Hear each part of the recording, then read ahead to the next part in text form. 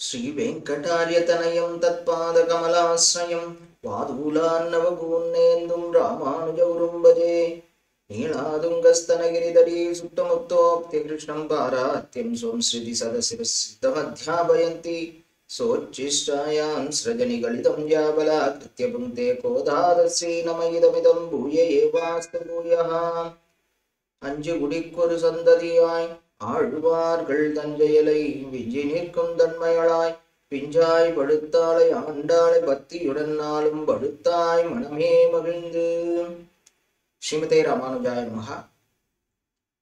திருப்பாவையின் 25வது பாசுரம் ஒரு முக்கியமான பாசுரம். இது 5வது காட்சி. 6 காட்சி திருப்பாவையில, அதுல 5வது காட்சியின் கடைசி பாசுரம். இந்த பாசுரம் எப்படி அமைந்திருக்குன்னா, கண்ணை திறந்து பாருங்கோ அப்படின்னு கண்ணன் பெருமானை துயில் எழுப்புகின்றாள் ஆண்டாள். அடுத்ததா எழுந்துக்கிறான் நினைக்கும் போது, நடந்து வா, சிங்கம் மாதிரி நடந்து வா, சிம்மாசனத்துல உக்காண்டுக்கோ அப்படின்னு சொல்றா. அவர் நடக்கலான்னும் போது, ஐயோ உன்னோட கால் வலிக்குமே, அன்னைக்கு உலகத்துல அளந்த கால், மிருதுவான கால் வலிக்குமே அப்படின்றா. இப்போ சிம்மாசனத்துல போய் அமர்ந்தாச்சு. கண்ணன் பெருமான் அவனுக்கு கண்ணன் பெருமானுக்கு ஆண்டாள் தோழியினர் பல்லாண்டு பாடினார்கள். போற்றி போற்றின்னு ஒவ்வொன்றையும் போற்றி 7 பல்லாண்டுகள் பாடினார்கள். இப்போ எம்பெருமான் சிம்மாசனத்துல அமர்ந்துட்டான். அமர்ந்துட்டு மங்களாசாசனம் செய்யக்கூடிய நீங்கள் பல்லாண்டு பல்லாண்டுன்னு பாடிட்டு இருக்கீங்க. இங்க என்ன சொன்னீங்க? பறை கொள்வான் இன்னுயாம் வந்தோம். நாங்க எதுக்காக வந்திருக்கோம்? பறை எங்களுக்கு பலன், ஒரு பறைக்காக வந்திருக்கோம் அப்படின்னு சொன்னீங்க. ஆனா பல்லாண்டு பாடிட்டு இருக்கீங்க. ரெண்டுமே ஒன்னா இல்லையே, ஒரு மாதிரி இந்த ஒரு வேறுபாடு இருக்கே அப்படின்னு ஒன்று சேரவில்லையேன்னு கேட்கிறான். அப்போ பறைன்றது ஒரு வியாஜம்தான், ஒரு சும்மா ஒரு காரணம். ஏன்னா ஊராருக்காக அந்த பறை. ஆனா நாங்க வந்திருக்கிறது எதுக்கு? உன்னையே உன்னிடம் யாசித்து வந்திருக்கோம். உன்னைதான், நீதான் எனக்கு வேணும், உன்னையே உன்னிடம் யாசித்து. அப்போ என்ன வேணும்? நீதான் வேணும், உன்னதான் வேணும் அப்படின்னு சொல்றா. நீங்கள் விரும்பியதை என்ன பண்ணும்? அந்த கொடுக்கணும்னா நிறைய பிரதிபந்தங்கள், நிறைய இடையூறுகள் இருக்குமே அப்படின்னு கேட்க, நீ எப்படிப்பட்ட பெரிய பெரிய இடையூறு எல்லாம் போக்கியிருக்க, பெரிய என்ன மாதிரியான அந்த கம்சன் தீங்கு நினைந்தான், அதையே ஒழிச்சிருக்க, தவிடுபொடியாக்கியிருக்க. இந்த எங்களுடைய அந்த இடையூறுகள்லாம், எங்களுக்கு வரக்கூடிய இடையூறுகள்லாம் நீதான் காத்தருள வேண்டும். அந்த இடையூறுகளை நீக்கி நீதான் காத்தருள வேண்டும். அது உனக்கு கடிதமே இல்லை அப்படின்னு சொல்லி இந்த பாசுரங்களை அமைத்திருக்கின்றாள் ஆண்டாள். இதுல முக்கியமானது எம்பெருமானுடைய அவதாரங்கள். அதுலயும் கிருஷ்ணாவதாரத்தை பத்தி அது அழகா காட்டப்படுறது. அதுல இருக்கக்கூடிய மகத்துவங்கள் என்னென்னு காட்டப்படுறது. அஜாயமானோ பகுதா விஜாயதே. யாருக்கு பிறப்பே இல்லையோ அவன் பல பிறப்புகளை எடுக்கின்றான், தன்னை தாழ விட்டு கொண்டு எடுக்கின்றான். அதைத்தான் அவதாரம். அந்த உயர்ந்த நிலைமையில இருக்கான் எம்பெருமான், வைகுண்டத்தில் இருக்கின்றான், எல்லாமே அங்க இருக்கு. அங்கு அப்படி இருக்கக்கூடிய அந்த எம்பெருமான், சகலமும் நிறைந்திருக்கக்கூடிய எம்பெருமான் தன்னை தாழ விட்டு கொண்டு இந்த தாழ்ந்த இருள் தருமா ஞானத்தில் அவதாரம் செய்கின்றான், பிறக்கின்றான். அப்படிப்பட்ட எம்பெருமானுடைய பிறப்பு எப்படி இருக்கும் இருந்தது கிருஷ்ணாவதாரத்தில்? ஆழ்வார் அதைத்தான் பிறப்பில் பல்பிறவி பெருமான், பிறப்பே இல்லாதவன், பிறப்பு இல். அப்படிப்பட்டவன் பல பிறப்புகளை எடுக்கின்றான். எதற்காக? நம்மை உயர்த்துவதற்காக. அவன் தன்னை தாழ விட்டு கொண்டிருக்கின்றான். ஆனால் நம்மை உயர்த்துவதற்காக, நம்மை அந்த நிலைமைக்கு கொண்டு செல்வதற்காக அவன் அந்த மாதிரி தன்னை தாழ விட்டு கொண்டிருக்கின்றான் அப்படிங்கிறது இங்கு காட்டப்படக்கூடிய ஒரு உண்மை. இந்த பாசுரத்தின் சுருக்கமான பதவுரை அதை பார்த்துட்டு விளக்கமா நாம அனுபவிக்கலாம். ஒருத்தி யாரது? தேவகி பிராட்டி. அந்த ஒருத்திக்கு மகனாய் பிள்ளையாய் பிறந்து தோன்றி ஓரிரவில், ஒரே அந்த அவதரித்த அந்த ஒரு இரவு, ஒப்பற்ற இரவு, அந்த ஒருத்தி இன்னொரு ஒருத்தி சொல்றார், யசோதை பிராட்டி ஆகிய ஒருத்தி அவனுடைய மகனாய் பிள்ளையாய் ஒளிந்து வளரும் காலத்தில்தான் தான் யாரு? கம்சன் ஆகிறவன் என்ன பண்ணான்? தரிக்கிலானாகி பொறுக்க மாட்டாமல் என்ன பண்றான்? தீங்கு நினைந்த, இவனை கொல்ல வேணும் அப்படின்ற அந்த தீச்செயல், தீங்கு நினைந்த கம்சன், கஞ்சன்றது கம்சன், கருத்தை அவனுடைய எண்ணத்தை பிழைத்து அனுபன வீணாக்கி போயிட்டான். அதாவது அவன் நினைத்தது நிறைவேறவில்லை. நீ வீணாக்கி நெருப்பென்ற நின்ற நெருப்பு அப்படின்னு சொல்லும்படியாக நின்ற நெடுமாலே சர்வாதிகனே, உன்னிடத்தில் அறுத்தித்து வந்தோம். என்ன பண்ணுவோம்? எங்களுக்கு என்னென்னலாம் வேணும்னு யாச்சித்து வந்தோம். பறை தருதியாகில் எங்களுடைய விருப்பத்தை நீ நிறைவேற்றுவாயாக. அப்படி பண்ணோம்னா என்ன ஆகும்? திருத்தக்க செல்வமும், பிராட்டி ஆசைப்பட்ட அந்த செல்வம் உன்னுடைய செல்வமும், சேவகமும் உன்னுடைய வீரிய குணத்தையும் யாம் பாடி நாங்கள்லாம் பாடுவோம். பாடி என்ன பண்ணுவோம்? வருத்தமும் தீர்ந்து எங்களுடைய துக்கமெல்லாம் தீர்ந்து மகிழ்ந்து விடுவோம் அப்படின்னு ஆண்டாள் அழகாக இங்கு இந்த பாசுரத்தை அமைத்திருக்கின்றார். அவனுடைய அந்த கிருஷ்ணாவதார சரித்திரங்களை போற்றுகின்றாள். அந்த சரித்திரத்துல அப்படி என்ன ஏற்றம் அப்படின்னு பார்த்தோம்னா, முதல்ல ஆரம்பிக்கக்கூடியது ஒருத்தி மகன். அது என்ன ஒருத்தி மகன்? யாரோ ஒருத்தி, எல்லாருமே ஒருத்திக்காகத்தான், ஒருத்தியிடம்தான் மகனாக பிறக்கின்றோம். யாராவது பலவருக்கு பிறக்க முடியாது. ஒருத்தி மகன், ஒரே ஒரு தாய் தான் இருக்க போகின்றாள். ஒருவள் அப்படிப்பட்டவர் எப்படி இருக்கான்றா? இங்க அந்த ஒருத்தி அப்படின்னு சொல்லக்கூடியவள் எப்படி உயர்ந்து இருக்கின்றாள், ஒப்பற்றவளாக இருக்கின்றாள் அப்படிங்கிறது இங்கு காட்டப்படுறது. ஒருவன் என்ன பண்ணான்? ஒரே ஒருத்தன் தவம் பண்ணான், 4 பிள்ளைகள் கிடைச்சா. அதுதான் தசரத் சக்கரவர்த்தி. அவன் இப்ப ஒருத்தன் தவம் செய்து 4 பிள்ளைகளை பெற்றெடுத்தான். இங்க அப்படி இல்லை, 4 பேர் தவம் பண்றான். 4 பேர். வசுதேவர் தவம் பண்ணுகின்றார், தேவகி தவம் பண்ணுகின்றார், நந்தகோபர் தவம் பண்ணுகின்றார், யசோதை பிராட்டி. இப்ப 4 பேர் தவம் பண்ணி ஒரே ஒரு பிள்ளை. அங்க ஒருவன் தவம் பண்ணி 4 பிள்ளைகளை பெற்றான். இங்கே 4 பேர் தவம் பண்ணி ஒரே ஒரு பிள்ளையை பெற்றெடுத்தனர். அதுதான் எங்க வேதங்கள் காட்டுகின்றன. திவ்யோ தேவ ஏகோ நாராயணகா, பரமபதத்தில் யாருக்கின்றான்? தேவனாகிய நாராயணன் ஒருவனே அப்படி என்றது இங்கு காட்டப்படுகிறது. ஊழி முதல்வன் ஒருவனே அப்படின்னு ஆழ்வார்களும் சொல்லுகின்றார்கள். அப்போ அந்த ஒப்பற்ற நாராயணன் ஒருவன் அப்படின்னு ஒருத்தன் தான் இருக்கான். அந்த மாதிரி இங்க ஒருத்தி அப்படி இருக்கா. ராமன் அப்பா அவனுடைய பேச்சை கேட்டான். என்ன சொன்னா? நீ ஏன் அப்போ கேட்டுட்டு அவன் காட்டுக்கு போறதுக்கு தயாரானான். ஆனா அம்மா என்ன சொன்னா? நீ எதுக்கு காட்டுக்கு போனோம்? காட்டுக்கெல்லாம் போக வேண்டாம் அப்படின்னு சொன்னான். கௌசல்யா பேச்ச ராமன் கேட்கவில்லை. ஏன்னா அவன் பித்ருவாக்கிய பரிபாலனை, தந்தை சொல்லை கேட்டே ஆக வேணும் அப்படின்னு நினைச்சான். எப்படி இருக்குன்னா இது? கௌசல்யா என்ன சொன்னா? இல்ல நான் தாய் சொல்றதையும் தாய் சொல்லை தட்டாதேன்னு இருக்கு. நீ நான் சொல்றதை நீ கேட்கணும். நீ என்ன பண்ணணும்? காட்டுக்கு போக வேண்டாம் அப்படின்னு சொன்னான். இது எப்படி இருக்குன்னா, ஏகாதசி விரதம் இருப்போம், இருக்கிறதே விரதம். கேட்கும்போது என்ன சொல்லுவா? என்னெல்லாம் சாப்பிடலாம். பேரே என்ன? விரதம். விரதம்னா என்ன? சாப்பிடாம இருக்கிறது தான் விரதம். என்ன சொல்லுவா? என்னெல்லாம் சாப்பிட முடியும் அப்படின்னு கேட்க. அந்த மாதிரி அந்த சட்டத்துல இருக்கக்கூடிய ஒரு சின்ன சின்ன ஓட்டைகளை பயன்படுத்துதல் அப்படின்னு சொல்லுவாங்க.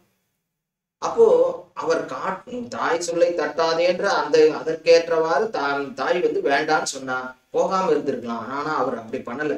என்ன பண்ணார்? பித்ருவாக்கிய பரிபாலனான்றது அதை அப்படியே கேட்டார். தாய் சொல்லை கேட்கவில்லை. அப்போ ராமன் தாய் சொல்லை கேட்கல. அதனாலதான் கிருஷ்ணாவதாரத்துல என்ன பண்ணா? தாய் சொல்லை மட்டுமே கேட்பவனாக, அம்மா என்னென்னலாம் சொல்றாளோ அதை அப்படியே கேட்கக்கூடிய குழந்தையாக இருந்தான். அடுத்தது பார்க்க போறோம். எப்படி பிறந்த உடனே அவன் கேட்டான். எப்படி கேட்டான்னா, பிறக்கும் போது 4 கைகளுடன் சதுர்புஜத்தோட தான் அவதாரம் பண்ணுகின்றான். ஆனா தாய் பார்க்கறா. பார்த்துட்டு அச்சோ, இவன் 4 கையோட அந்த கம்சனுக்கு ஏற்கனவே கம்சன் என்ன பண்ணியிருக்கான்? இதற்கு முன்னாடி பிறந்த குழந்தைகள் எல்லாரையும் அவன் வதம் பண்ணிட்டான், கொலை பண்ணிட்டான், பொண்ணு குவிச்சுட்டான். அப்படி இருக்கக்கூடிய அந்த கம்சன் எங்க வரப்போறான், எங்க கண்ணன் அவதரிக்க போறான்னு பார்த்துட்டு இருக்கான்.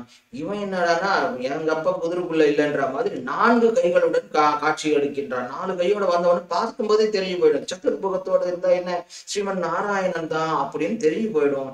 இப்படி தெரிஞ்சா உன்னை ஏதாவது பண்ணிடுவானே அப்படின்னு பரிவு காட்டுகின்றாள் தாய்.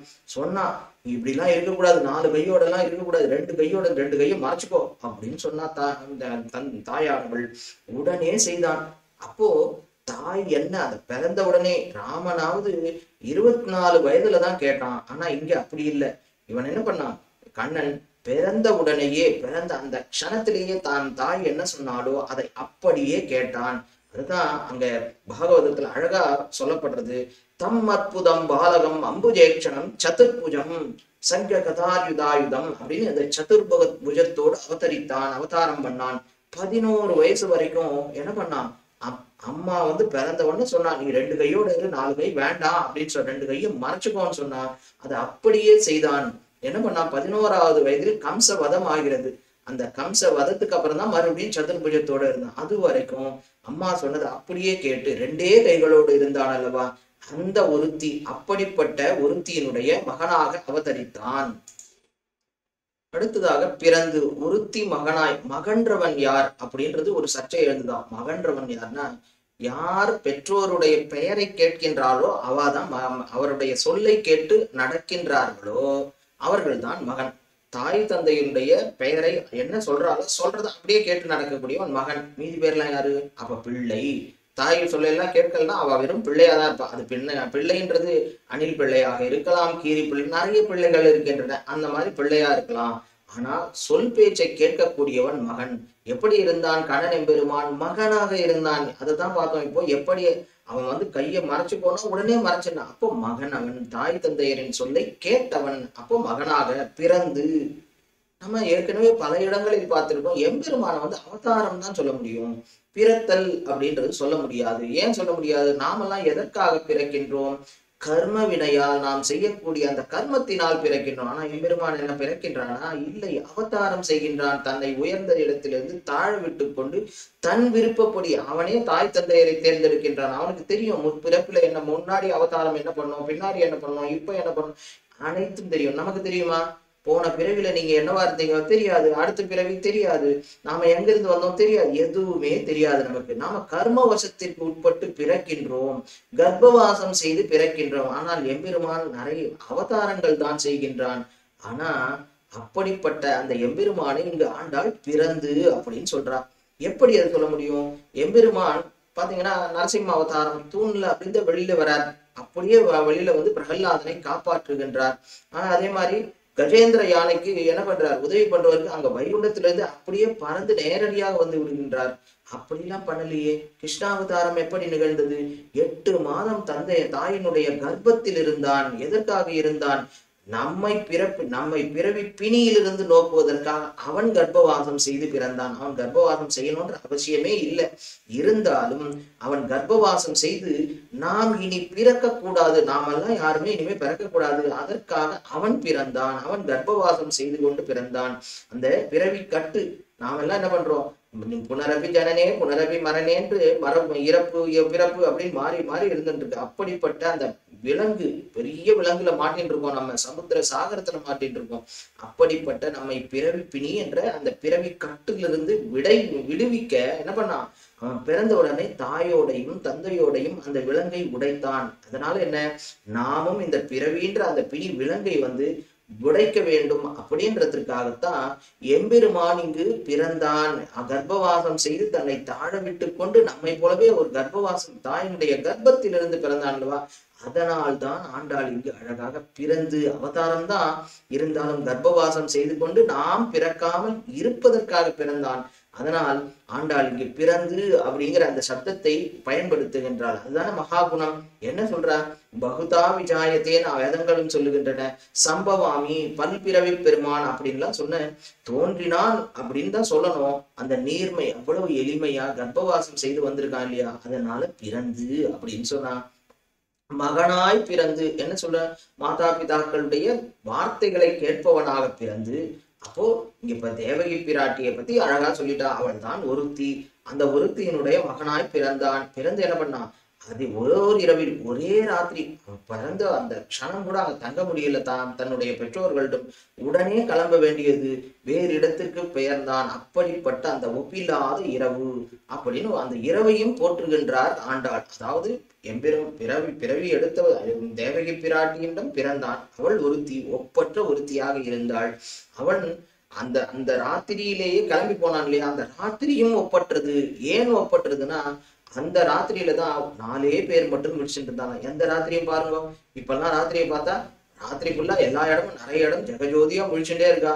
அதுவும் இப்ப வந்திருக்கக்கூடிய நவீன காலத்துல அந்த அந்த நாட்டுக்காக இந்த நாட்டில் வேலை செய்கின்றார்கள். அப்போ எங்கேயும் முடிச்சுட்டு இருக்கா, அங்கேயும் முடிச்சுட்டு இருக்கா. ஆனா அந்த ஒரு இரவு, ஒப்பில்லாத இரவு, 4 பேரை தவிர வேற யாருமே விழித்தே இருக்கவில்லை. யோகமாயா, கண்ணனெம்பெருமான், வசுதேவர் தேவகி, இந்த 4 மட்டும்தான் விழித்திருந்தார்கள். அதற்குதான் ஒப்பற்ற இரவு. அப்படிப்பட்ட இரவு இனிமே வருமா? வரவே வராது.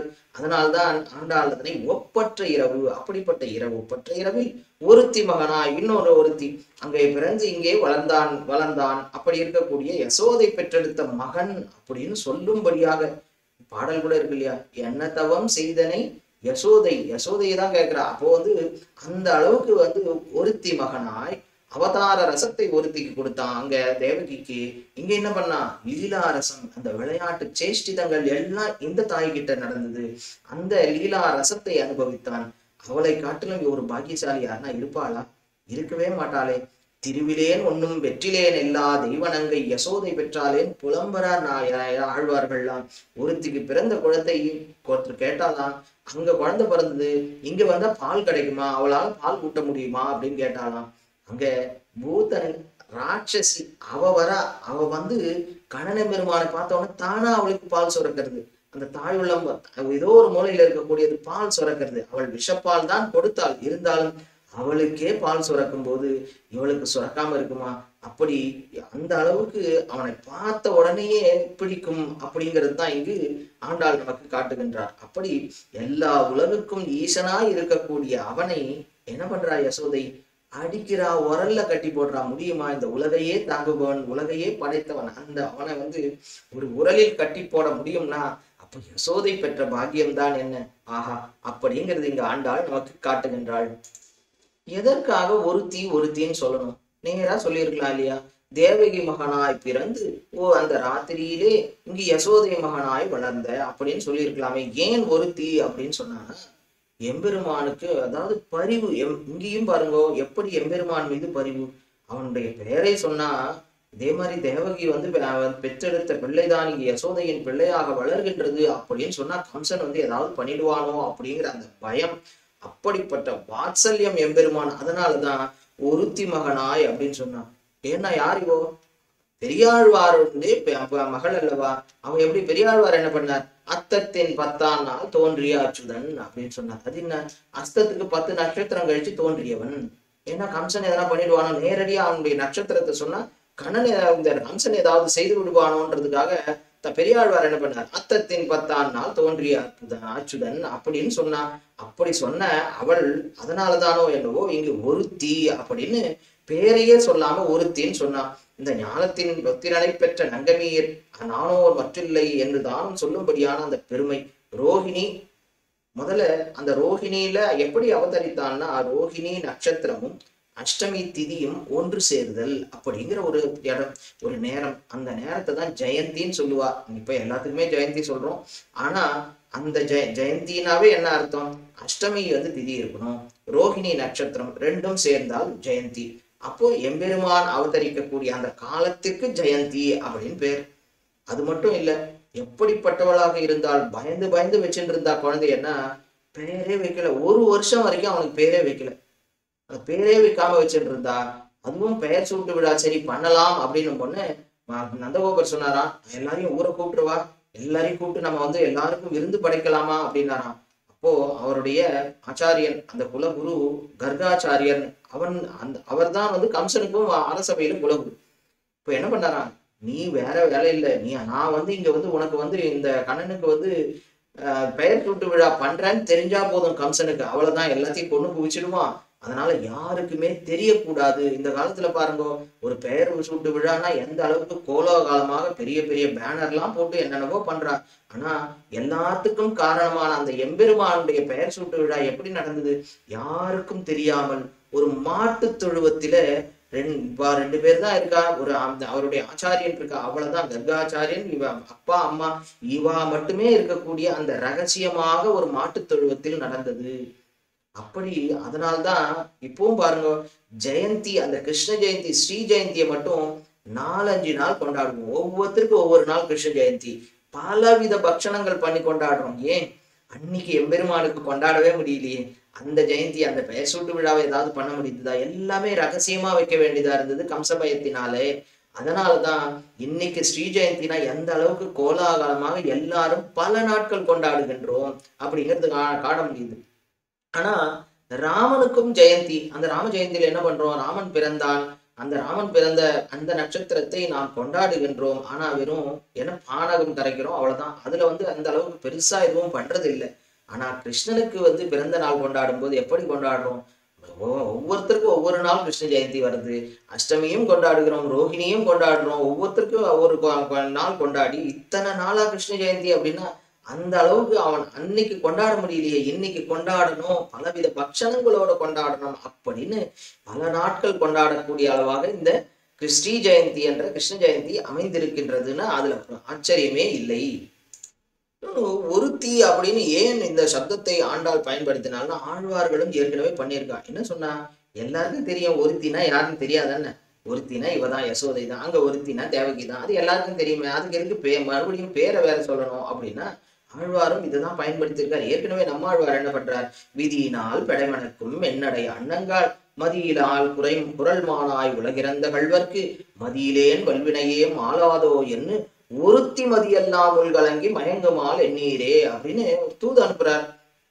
அந்த பெடைய தூது அனுப்புறாரு. அனுப்பும்போது சொல்றாரு, நீ போய் சொல்லு இந்த ஒருத்தி கலங்கிட்டு இருக்கான்னு. அது கேட்டுதான், ஒருத்தினா எப்படி அவருக்கு தெரியும், யாரு, உன் பேர் என்ன, ஊர் என்ன அப்படின்னு கேட்டுதான். அதெல்லாம் ஒண்ணு வேண்டாம், நீ போய் அங்க ஒருத்தி கலங்கறான்னு சொல்லு, அவருக்கு தெரியும் அப்படின்னு சொன்னாலாம். அப்போ ஆழ்வார் நம்ம ஆழ்வாரும் அந்த ஒருத்தினாவே எம்பெருமானுக்கு தெரியும், எம்பெருமானுக்கு தெரிந்தது மறுபடியும் சொல்ல வேண்டிய அவசியம் இல்லை அப்படின்றதுனாலதான் இங்கு ஒருத்தி அப்படிங்கிற சப்தத்தை ஆண்டாள் பயன்படுத்தினாள். அது மட்டும் இல்ல, எப்படிப்பட்ட ஒருத்தி, 1000ல் ஒருவன் நம்ம சொல்லுவோம். அப்ப என்ன 1000 பேர்ல அவனும் தான் ஒருவன். 1000 பேர் ஒவ்வொருத்தருமே ஒவ்வொருவன் தான். இருந்தாலும் அந்த ஒருவன் அப்படின்னு சொன்னோம்னா என்ன, ஒப்பற்ற ஒருவன். அதுல தலை சிறந்து விளங்கக்கூடியவன், ஒப்பற்றவன் அப்படின்னு பொருள். அந்த மாதிரி தான் இங்கே ஒப்பற்ற ஒருத்தி. என்ன ஒப்பற்ற ஒருத்தி, ஏற்கனவே நம்ம பார்த்தோம். எம்பெருமான் அவதாரம் பண்ணும்போது இப்படி அவதாரம் பண்ணான்னா இந்த மாதிரி ஒரு பெருமையை கொடுக்கவே இல்லையா. எப்படி கொடுக்கல அப்படின்னு பார்த்தா, எம்பெருமான் அவதாரம் பண்ணான், அவதரிக்கும் போதே என்னென்னலாம் இருக்கான், பார்க்கறதுக்கு சின்ன குழந்தையா இருந்தான். இதெல்லாம் எங்கேயாவது நடக்குமான்னு பாருங்க. பிறக்கும் போதே அவன் சங்கு சக்கரம் கிரீடம் கதை எல்லாத்தையும் ஆயுதங்களை வச்சுன்னு பிறக்கிறான். அது மட்டும் இல்லையா, அதுக்கப்புறம் பீதாம்பரம் வரும்போதே எங்கேயாவது வஸ்திரம் இருக்குமோ இல்லையோ, சிறையில இருக்கா அப்படின்னு வஸ்திரத்தோடு பிறந்தான். பீதாம்பரம் சாந்திர பயோத லௌபகம் மகாரிய வைடூரிய கிரீட குண்டல வித்விஷா பரிஷத் வக்ஸ சஹஸ்ர குந்தலம் உத்தாம அப்படின்னு அதை வர்ணிக்கக்கூடிய அழகுதான் என்ன. அவன் என்னென்ன பண்ணிட்டு பிறந்தான், இது மாதிரி இல்லையா, மார்புல மருவு இருந்துதான். அந்த அதுல லக்ஷ்மியும் வாசம் பண்ணி கொண்டு பிறக்கிற குழந்தை பிறக்கிறது. பிறக்கும் போதே மருமகளுடன் பிறக்கின்றான், மனாட்டு பெண்ணும் சேர்ந்து பிறக்கிறான். அது மட்டும் இல்ல, நாவிலிருந்து ஒரு உந்தி தாமரை இருக்கு, அதுல பிரம்மாவும் இருக்கார். பாருங்க, யாருக்காவது இது நிகழ்மா? பிறக்கும் போதே மாட்டு பெண்ணும் இருக்கா, பிறக்கும் போதே பேரனும் இருக்கின்றான். அப்படி பிறக்கக்கூடிய அந்த ஒப்புயர்வு இல்லாம அந்த ஒப்பற்ற ஒருத்தியாக இருந்தாள். அதனாலதான் இங்கு ஒருத்தி அப்படின்னு அவ்வளவு அழகாக இங்கு காட்டப்படுறது. அது மட்டும் இல்ல, தம் அற்புதம் பாலகம் தான் அந்த ஸ்லோகமே வருகின்றது. தம் அற்புதம் பாலகம் அம்புஜேக்ஷணம் சதுர்புஜம் சங்க கதாயுதாயுதம் அப்படின்னா என்ன, தம் அற்புதம்னா என்ன, தத் அப்படின்னாவே பரம்பொருள் பரமாத்மா. அப்படிப்பட்ட அந்த தத்து தான் தம்மாக மாறி சம்ஸ்கிருதத்துல தத் என்ற வேற்றுமை உருவா வந்திருக்கு. காயத்ரி மந்திரம் சொல்லும் போது என்ன, தத்துன்றதுல தான் ஆரம்பிக்கிறது காயத்ரி மந்திரம். அதற்கு பொருள் என்னன்னா, அப்படிப்பட்ட பரம்பொருள் பரமாத்மா தான், வேற யாரும் அவதாரம் பண்ணல. இதே மாதிரி அந்த பரம்பொருளே அவதாரம் பண்ணார். அதனால்தான் ஒருத்தி மகனாய் பிறந்து அப்படின்னு சொன்னான். இது எப்படி அவளுக்கு இதுவாச்சுன்னா, ஏற்கனவே என்ன பண்ணியிருக்கா, அவளுடைய வேண்டுதல் என்ன வேண்டுதல், பிரஷ்னீகர்பன் சுதபஸ் அப்படின்ற 2 பேருக்கு மகனாக அவதாரம் பண்ணார், பிரஷ்னீகர்பனாக. அடுத்ததா கஷ்யபர் அதித்திக்கு வாமனமூர்த்தியை அவதாரம் பண்ணார். அடுத்ததுதான் வசுதேகர் தேவிக்கு கண்ணபிரான 3 தடவை அவதாரம் பண்ணுவேன் அப்படின்னு வாக்கு கொடுத்திருந்தார். அந்த வாக்குக்கு பிரகாரம் தான் இங்கு அவதாரம் செய்தார் எம்பெருமான் அப்படின்னு காட்டப்படுறது. அப்போ ஒருத்தி மகனாய் பிறந்து ஒருத்தி மகனாய் வளர அப்படிங்கிறதுல இந்த அளவு ஆண்டாள் எவ்வளவு கருத்துக்களை புகுத்தி அமைச்சிருக்கா பாருங்க. பாட்டு ஒளித்து வளர என்ன பண்ணார், அவன் பிறந்த வீட்லயும் தங்க முடியல, சரி புகுந்த இடத்துக்கு போனா அங்கேயாவது இருக்கலாம்னா அங்கேயும் ஒளிஞ்சு பொத்தி வளர்க்க வேண்டி இருக்கு. எதற்காக பொத்தினார்கள் அப்படின்னா, இப்படி ஒளித்து பார்த்த உடனே அந்த கம்சனுக்கு பொறுக்கவே முடியலையா, அவன் பொறுக்க முடியாதே அப்படின்னு தான் தீங்கு நினைந்த, யாரு பண்ணாவன் தீங்கு நினைந்தான், என்ன தீங்கு, கண்ணனை கொண்டு விட வேண்டும் அப்படின்னு தீங்கு நினைந்தான். அதுவும் என்ன, கொஞ்சமான பாடாப்பட்டா அங்க வந்த உடனே என்ன மாதிரியான அசுரர்கள், எக்கச்சக்கமான அசுரர்களை அவன் ஏவுகின்றான். 1 அல்ல 2 அல்ல அப்படியே ஒரு சகசிரநாமம் மாதிரி எத்தனை பூதனை வந்தா, சகடாசுரன், கவித்சாசுரன், வத்சாசுரன் அப்படின்னு பகாசுரன், அகாசுரன், எக்கச்சக்கமான அசுரர்களை ஏவுகின்றான். அப்போ அப்படிப்பட்ட ஒரு தீங்கினை நினைக்கின்றான் கம்சன். இப்படி நிறைய பேர் அமிச்சும் அவனால கண்ணனை எதுவும் பண்ண முடியல. அப்ப என்ன பண்றான், நாம இங்க வர வைப்போம், கண்ணனை இங்க வர வச்சுட்டு இங்கே நம்ம அதுக்கு உண்டான தயாரெல்லாம் சரி பண்ணி வச்சுட்டு அவனை கொன்னு விட்டு நாம் நீலிக்கண்ணீர் வடிப்போம் அப்படின்னு ஏற்பாடு பண்றான். போயிட்டு ஆட்சின் வாங்கோ அப்படின்னு ஆட்சின் வந்த உடனே முதல்ல என்ன பண்றான், தீங்கு நினைந்த இந்த சக்கடம், கொக்கு, கண்ணு, கழுதை, குதிரை இப்படின்னு எல்லாவற்றாலையும் அவன் பண்ண முடியாது. அவன் என்ன பண்றான்னா அக்ரூரர் மூலமா பலராமனையும் கண்ணனையும் அழைத்து வர சொல்றான். அழைத்து வர சொல்லிட்டு குவளையாபீடம் யானையை வைக்கிறான். அப்புறம் மல்லர்களை வைத்திருக்கான். அதுக்கப்புறம் முஷ்டிகர்கள், அதுக்கப்புறம் யானையிலிருந்து அப்படி தப்பிச்சா முஷ்டிக ஜானூர்கள், இப்படி அவன் எதிர்பார்த்து அவனை கொண்டு விடலாம் அப்படின்னு நினைச்ச அவன் என்ன பண்ணான், அவன் கருத்தை பிழைப்பித்து என்ன பாழாக்கிட்டார். என்பெருமான் என்ன பண்ணார், வீற்பொரு விழவும் கஞ்சனும் மல்லும் வேழமும் பாகனும் வீழ செற்றவன் தன்னை புறமறி செய்த சிவனுரு துயர்கள் தேவை பற்றவர் வீய கோல்கையில் கொண்டு பார்த்தன் தன் தேர் முன் நின்னானை சிற்றவை பணியால் முடிதுறந்தானை திருவல்லிக்கேணி கண்டேனேன்னு ஆழ்வார் பாடக்கூடிய அந்த பாசுரமானது எப்படி சொல்றது, முதல்ல என்ன பண்ணானா, கஞ்சனை வீழ்த்தினான், மல்லரை வீழ்த்தினான், வேழத்தை வீழ்த்தினான், பாகனை வீழ்த்தினான். இப்படி தலைகீழா சொல்றது அந்த பாசுரம். ஏன்னா எம்பெருமான் வந்த வேகத்துல எதை முதல்ல பண்ணா எதை பின்னாடி பண்ணான்னு தெரியலையா. அதனால்தான் ஆழ்வார்கள் அந்த மாதிரி பாடினார் அப்படின்னு பெரியவர்கள் நமக்கு காட்டுறார். தான் தீங்கு நினைந்த, இதுல என்ன தான் தீங்கு நினைந்தன என்ன அப்படின்னு பார்த்தா, கம்சன் கண்ணனுக்கு தீங்கு நினைந்தானா இல்ல, தீங்குன்னு வேற சொல்றான். அந்த வார்த்தையை கூட நினைக்கல, அந்த நாம பயன்படுத்துறோம், கண்ணனை கொல்ல நினைத்தான் அப்படின்னு. பிராட்டி ஆண்டாள் பிராட்டி அதை கூட பயன்படுத்தக்கூடாது, அப்படிப்பட்ட அமங்கலமான சொல்லையே பயன்படுத்தக்கூடாதுன்றதுக்காக தீங்கு நினைத்தான். யாரு, கம்சன் என்ன கண்ணனுக்கு தீங்கு நினைத்தான், அப்படியானா இல்ல, தான் தீங்கு நினைத்தான், அவனுக்கு அவனே தீங்கு இழைத்து கொண்டான் அப்படின்றது இங்கு அழகாக ஆண்டாள் நமக்கு தான் தீங்கு, தனக்கு தன் தலையில் மண்ணை வாரி போட்டுக்கிறதுன்னு சொல்லுவாளே அந்த மாதிரி தீங்கு நினைந்தான். அப்படிப்பட்ட கஞ்சன் வயிற்றில் நெருப்பென்ன, அந்த கம்சனுடைய வயிற்றில் நெருப்பாக நின்றான். என்னன்னா எல்லாம் அங்க இருக்கக்கூடிய ஆயர்குலத்துல இருக்கக்கூடிய அந்த கோபிகைகள்லாம் நினைச்சாலாம், ஐயோ கம்சனால் இவனுக்கு ஏதாவது வந்துருமோன்னு வயிறுக்குள்ள ஒரு நெருப்பை கட்டிட்டு இருக்கா மாதிரி இருந்தாலாம். அந்த நெருப்பை எல்லாத்தையும் ஒண்ணு சேர்த்து கம்சனுடைய வயிற்றுக்கு அவன் செலுத்தினான். அதனாலதான் அவன் எரிஞ்சே போயிட்டான் அப்படின்னு காமிக்கிறாங்க. நெடுமாலே அப்படிப்பட்ட ஒரு பெரிய ஒன்றும் கண்டிட பெற்றிலே வசுதேவன் பெற்றிலன் என்று தேவகியும் அப்படின்னு துன்பப்படுற மாதிரி அந்த சர்வாதிகரமான அப்படிப்பட்ட மால் அப்படின்னாவே பேரன்பு கொண்டவன். அப்படிப்பட்ட நெடிய மாலை அடியவர்களிடம் பேரன்பு கொண்ட நெடியவனே உன்னை அறுத்தித்து வந்தோம், நாங்க என்ன பண்றோம், உன்னையே வேண்டி வந்திருக்கோம். நம்ம கூட ஒரு இதுல பார்ப்போம், என்ன வேண்டும், என்னதான் வேணும் அப்படின்ற மாதிரி என்ன வேணும்னு கேட்கிறான். உன்னதான் வேணும்னு எல்லா இங்க வந்திருக்கக்கூடிய தோழிகள் எல்லாரும் கேட்க, அப்ப சொல்றான், நீங்க பறை கொள்வான் இன்னையாம் வந்தோம்னு சொன்னீங்களே, என்ன இன்னும் வந்தோம், பறைகள் கேட்க போறோம், அந்த பறையை ஆசித்து வந்தோம் அப்படின்னு சொன்னீங்க அப்படின்னா, திருத்தக்க செல்வம், எப்படி பிராட்டியினால் ஆசைப்படக்கூடிய செல்வம் யார் அது, எம்பெருமான் தான். அகலகில்லேன் இறைவன்னு அலர்மேல் மங்கை உரைமார்பனாக, எப்போ பிராட்டி பெருமான் சேர்ந்தாலோ அப்போதான் எம்பெருமானே பெருமான் ஆனானாம். அதாவது ஒரு இடத்துல காட்டப்படுறது, எந்த பொருள் எந்த வஸ்துவை பிராட்டி நன்றாக கடாட்சித்து பார்த்தாலோ அந்த வஸ்து தான் பரமாத்மா. அப்போ பிராட்டியினால் பார்க்கப்பட்டவள் அதுதான் பரமாத்மான்னு ஆச்சா.